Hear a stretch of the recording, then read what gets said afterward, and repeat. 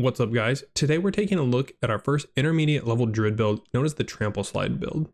Now, just a little bit of a warning that this is a very heavily theory crafted build and it's very on paper. We're able to test some of the mechanics in the beta, so we know that some of them work, but we couldn't quite test all of them. It's looking like it's going to be an extremely strong build and it will actually function.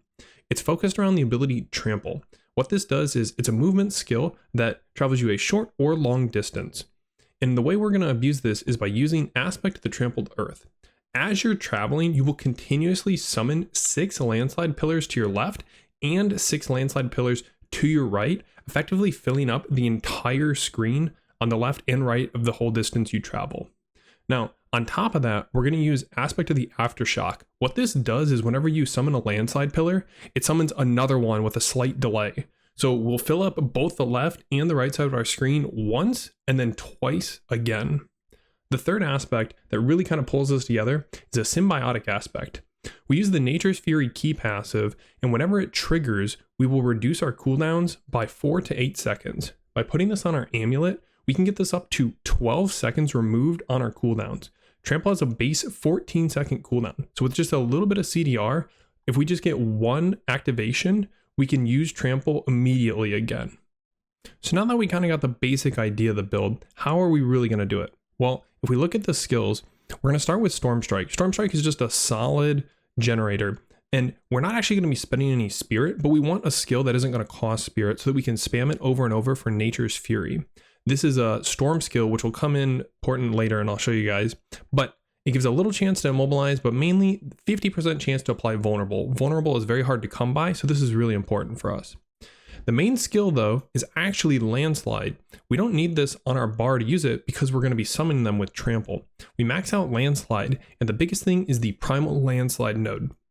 What this does is whenever you immobilize or stun an enemy with any skill, you gain what's called a Terra Mote. This Terra Mote makes it so your next Landslide has a 100% crit chance and does 40 multiplicative critical strike damage. This is extremely good, and it does work with the Trampled Earth landslides.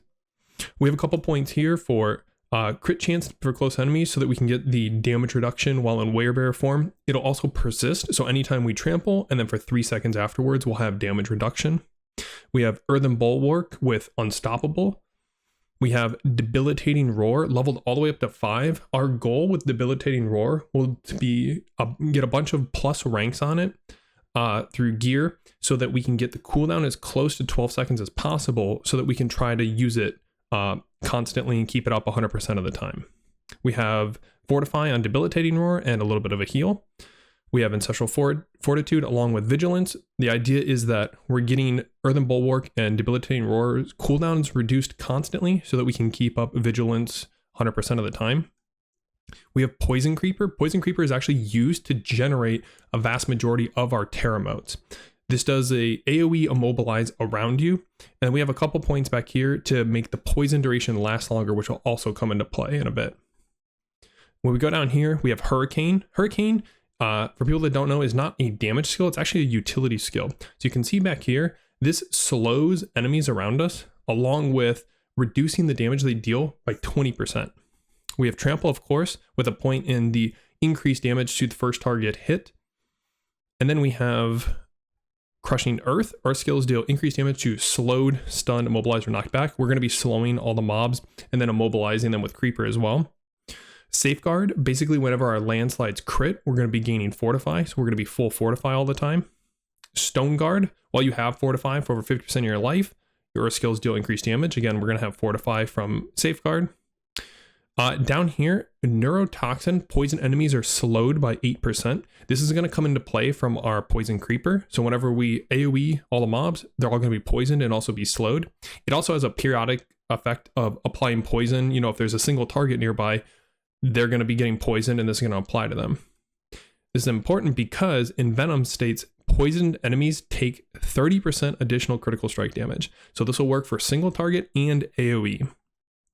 In this tree, we have Defiance. We have a point here for 4% increased damage to elites. A point in Natural Disaster. Earth skills deal increased damage to Vulnerable. Remember, we're applying Vulnerable with Storm Strike. And then we have Resonance. 6% increased damage to nature magic skills. And we also triple this bonus if an earth skill is the next skill cast after a storm skill. So I'm not sure if this is going to work, but I think maybe if you use Storm Strike and then trample, it might only work on the trample portion, but we'll see how that goes.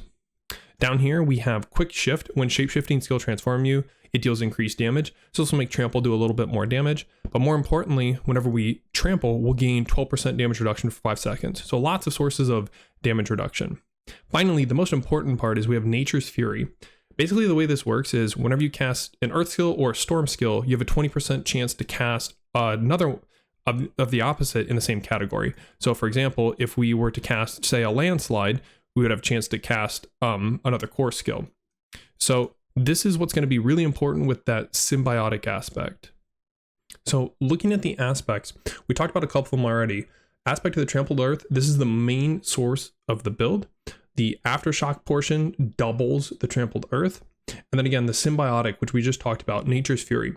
The goal is to be using Storm Strike since it doesn't cost any spirit, and it'll apply the damage reduction for us. It's what we're going to spam whenever we don't have trample up, and we're going to try to proc Nature's Fury through that so that we can get a proc, get a cooldown reduction, and go from there. The other idea with this is whenever you use any of these abilities, in theory, they should also proc and have a chance to activate and reduce the cooldown of trample, right? We have Aspect of Nature's Savagery. Werewolf skills function as storm skills, werebear skills function as earth skills for the Nature's Fury key passive. Now, we're not 100% sure how this works, if it works both ways or one way. So basically, I think the way this works is if you use Debilitating Roar, it'll count as an earth skill for trying to activate other skills. We don't know if you can actually like activate Debilitating Roar by using like storm skills or vice versa. So you might not end up using this. If this doesn't work the way we think, you can use something like Conceited Aspect, which gives you increased damage while you have a barrier, which we're going to have Earthen Bulwark for that. Speaking of Earthen Bulwark, we're going to have Mending Stone. So this is going to increase the duration of Earthen Bulwark from 3 seconds all the way up to 9 seconds. And then anytime we're killing an enemy, it will replenish part of our Earthen Bulwark that we've lost. So that'll help us keep up for Conceited Aspect. More importantly though, we have Ghost Walker. While unstoppable and for 4 seconds after, you gain 25% increased move speed and can move through units. Remember, we took Unstoppable on Earthen Bulwark, so this is going to have a very high uptime, and if we get any sort of cooldown reduction, it'll be 100% uptime, because this will last 9 seconds with Mending, and this is another 4 seconds. We have Aspect of Quicksand. This is kind of just a little bit of a placeholder. I said there's no uniques for the build. There is one unique you can use, but everyone's going to be using this one. It is the Harlequin Crest. 20% up to 20% damage reduction, up to +4 ranks to all skills. Everyone's going to want this, so everyone's going to be putting their build. But until then, you can use something like Aspect of Quicksand. It's nothing too crazy. You can put some other stuff on here. But yeah, this will give a slow to our tramples, which will give us some like damage to crowd controlled enemies, because slow counts as crowd control. So the other little bit of thing we have going is the Aspect of the Dark Howl. Basically, what this does is Debilitating Roar is now a werewolf skill. And in addition, Debilitating Roar will immobilize poison enemies for up to 4 seconds. Now, if you remember, the way we generate terror motes is by stunning or immobilizing enemies. We also have a huge AoE poison skill. So the idea is we go into a group of mobs, Poison Creeper, Debilitating Roar, and we generate tons of terror motes through that. And then as we trample, we consume the terror motes for the automatic crits. That's the idea. Our last aspect we have is Aspect of Natural Balance. This is where the having a storm basic skill comes in, where if we use Storm Strike before we trample, we can activate this along with the other nodes, where if we use a storm skill, then an earth skill, we get tons of bonuses, right? So the idea is, use your creeper, use your roar, maybe throw a Storm Strike, trample through everything. You've got Hurricane, ideally using Earthen Bulwark, using all those cooldowns, especially if you can use them like after trample, or maybe trample will reset them with Nature's Fury plus Symbiotic. There's a lot of little synergies going on that who knows if they're going to work, but it sounds pretty good. Going over our Spirit Boons next. In the Deer, we take Wariness. This is what you're always going to take on every Druid build. The rest are pretty underwhelming. 10% damage reduction to elites is very, very good. In Eagle, we have 10% attack speed and 30% crit damage. The attack speed is to kind of help with Storm Strike to get more procs from Nature's Fury more often. We have Pack Leader. This probably won't proc too often, but the idea that it could proc would be pretty nice. We are critting 100% of the time when we have tear 'em out, so we're going to have very high crit chance. And then 20% chance, we're doing a lot of hits with landslide pillars because they're going out 6 on each side continuously, and then another 6 from aftershock. So we should get decent amount of resets, I would hope, on Poison Creeper. Maybe not, but it's there. Finally in Snake, we have Obsidian Slam. Every 10th kill will cause your next Earth skill to overpower. I'm not sure how this will work exactly. It might be consumed by Trample, so this might not end up working out. There's not really any better choices here. We don't use an ultimate skill. We don't use lightning. Well, we use a little bit of lightning damage, but yeah, so maybe this will just make it so Trample overpowers, and then you can kind of aim for an elite and do a nice, trample into them. There's a little bit of synergy there, so keep that in mind. Looking at the gems, you can use a couple choices here. We have Sapphire as an option. Remember, we're using Quicksand and we're slowing with Neurotoxins with Poison Creeper. So critical strike damage to crowd control enemies. We have a couple ways to crowd control enemies. You could also use the Emerald. We put up Vulnerable from Storm Strike, but it's not too much. We also have a glyph that'll put up Vulnerable. So you can use an Emerald as well. We have damage reduction while fortified on our armor because we're going to be using a lot of fortify. And then finally we have diamond or whatever resistance you need in this slot for jewelry.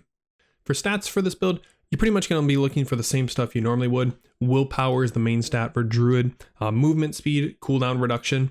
You can get a little bit of crit chance. You're going to have 100% crit with tear mounts up. Sometimes you might not have tear mounts up, so crit's okay. Critical strike damage is really good. Damage to crowd controlled enemies. You could do damage to close or damage to distant enemies. That's a tricky one because you send out the landslide very far. Damage to elites, you can get plus ranks to like debilitating roar. That would be really good. But yeah, pretty much just kind of your normal stats you're going to be looking for. Lastly, we'll be looking at the Paragon tree. As I mentioned before, the Paragon trees are still very much in theory, it's just kind of give you an idea where to go, where to work with. I'm sure a lot of these are going to change once we get into live and we actually get our hands on it. But let's take a look at some of the ways we're going. You start in the starter tree, of course. One of the first glyphs we're looking at is the Spirit glyph. A lot of builds are going to run this. Critical strikes increase the damage an enemy takes from you by 2% for 20 seconds up to 12%. And each point, 5 points of dex will increase our critical strike damage for core skills. So really solid there. As we're pathing through, the first tree we kind of go into is Heightened Malice. So the idea here is we have a nice little bank down here that we can go through of magic nodes. And then we put in a glyph such as Fang and Claw. It increases the bonus to all our magic nodes. So we get a lot more value there. While in Werewolf or Werebear, close enemies take increased damage from you. So you're looking to trample into enemies or trample alongside them so that you can use your landslide pillars. You can bump them, move them with trample, and then hit them with the landslide pillars and stay close to them. We can move over into Survival Instincts next. We have, while in Werebear form, you deal increased damage up to 50% for every 1 difference in current life percent between you and the enemy. This is actually really cool with this build. Essentially, this works sort of like an execute. So as the enemy's health goes down, you'll do more and more damage as long as yours stays up. So it's really cool with this build because as you summon waves of landslides, it's going to lower their health, and then each subsequent landslide will do more and more damage because their health is going down. And then you have the second wave coming through again. So I think this is really, really cool synergy with Trampled Earth. Glyph we have here is Undaunted. You gain damage reduction the more fortify you have, and every 5 int purchase within range increases damage while fortified. Solid glyph. We can sneak over here into Constricting Tendrils. This gives us a little more Terremote generation. Basically, whenever landslide hits, it's a nature magic skill. It has a 15% chance to entangle the enemy with vines, immobilizing them and poisoning them. Decent little bit of poison damage. We have Envenom for the crit damage to poison enemies. If it does get an immobilize off, we generate another Terremote. So it's a nice little bonus there to help kind of keep our Terremotes up. Up here we have the Inner Beast tree. The glyph we have is Exploit. Basically, as soon as you deal damage to an enemy for the next 3 seconds, they will have Vulnerable up. Now, we don't know how quick mobs will die, if they'll die instantly or if they'll live a long time, but this should be pretty good for clearing out a lot of the trash. You'll instantly put up Vulnerable and you'll get a lot more value out of it. And every 5 dex, increased damage to those vulnerable targets is really solid. Over here we have the Earthen Devastation tree, our node. Your Earth skills deal 30% increased damage to enemies afflicted by crowd control. Remember, slow counts as crowd control, so we do have multiple ways to slow the targets. If we don't have Poison Creeper up and we trample, our Quicksand will be slowing them on the first hits of Landslide, and then we'll be doing damage past that, of course. We have the Dominate glyph. When you overpower an enemy, all damage they take from you is increased. This is where the Obsidian Slam kind of comes in. If you can target out an elite, hit them with that Obsidian Slam overpower, you're going to be doing bonus damage through that. Trample is AoE as well, so the more enemies you hit, the better. You'll deal increased overpower damage as the bonus for that as well. Finally, we can sneak right back into the Heightened Malice tree for one of the best Druid nodes. While there are 3 or more poison enemies nearby, you deal increased damage. So we have 2 ways to kind of keep this up mainly. Poison Creeper obviously is the most, the biggest one. And then we also have the Constricting Tendrils node we picked up. So the Paragon tree, I think these are pretty good nodes for it. The rares we pass through are pretty good along the way too. Damage reduction while fortified, armor and werebear. Remember, we're going into werebear with trample quite often. Damage while in werebear form. Damage to poisoned enemies, damage reduction from enemies that are poisoned. Some pretty good options here. Again, these are very theory-crafted trees. Who knows how these are going to change, but hopefully it gives you guys some ideas of what you could go for in the Paragon. But if you guys have any questions, again, like I said, the build is very much a work in progress. It looks really, really cool on paper. Will it actually work? That remains to be seen. I think it will. I've got high hopes for this build. I think it looks really cool. Not requiring any uniques to get going is also really cool. And I'm going to be starting as a Landslide Druid, so being able to transition into this, if I could get the drops, would be pretty cool. But yeah, leave any questions you guys have down below. I'd love to talk about the build. What do you guys think? Do you think it'll work? Do you think it'll not work? But yeah, until next time, I'll see you guys later.